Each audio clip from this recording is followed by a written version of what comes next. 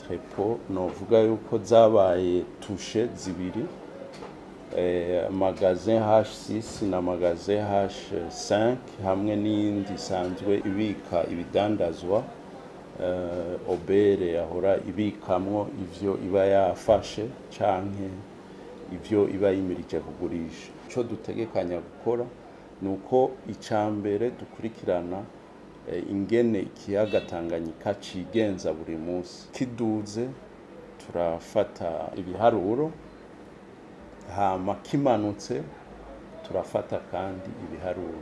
Rero benshi bariyumvira yuko bashobora kuzibira amazi mugabo ntibikunda.